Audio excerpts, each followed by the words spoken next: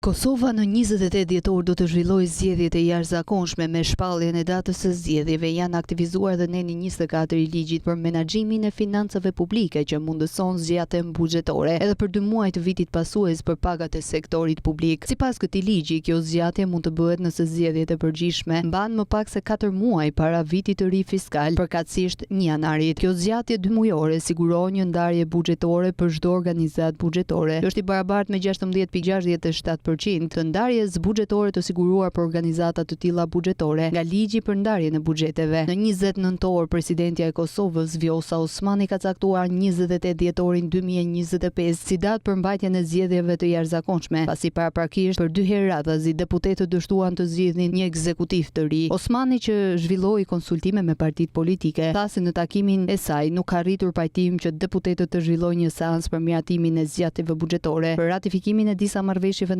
ndërkombëtare, buxhetet për 3 komuna, Prishtinë, Xhilan dhe Zubin Potok, dhe buxhetin për radio-televizionin e Kosovës. Kosova po hyn në vitin 2026 pa miratimin e buxhetit shtetëror, pavarësisht se qeveria në detyrë udhëhequr nga Albin Kurti e ka miratuar një projekt ligj për buxhetin. Partitë që mandatin e kaluar ishin opozite kishin kritikuar këtë vendim, duke thënë se Kurti si kryeministër në detyrë nuk mund të dërgojë në kuvend që ka përbërjen e një legjislature të re, përkatësisht të dalë nga zgjedhjet e zhvilluar në 9 shkurt projekt ligjin e përgatitur. Vetë presidentja Osmani kishte shprehur shqetësim disa herë për mos miratimin e buxhetit apo një projekt ligji për ndarjen buxhetore, duke thënë se do të rrezikoheshin pagat e nënpunësve të sektorit publik. Ajo madje kishte thënë se do të ishte e gatshme të dërgonte në kuvend një propozim për zgjatje buxhetore që kishte buxhet së pari deri në muajin mars, ndërsa ekspertët e ekonomisë më herët kishin ngritur alarmin se vendi po shkon drejt një kolapsi buxhetor, duke thënë se shteti për herë të parë do të mund të mbyllej dhe do të mos kishte mundësinë të paguajë për asnjë shërbim.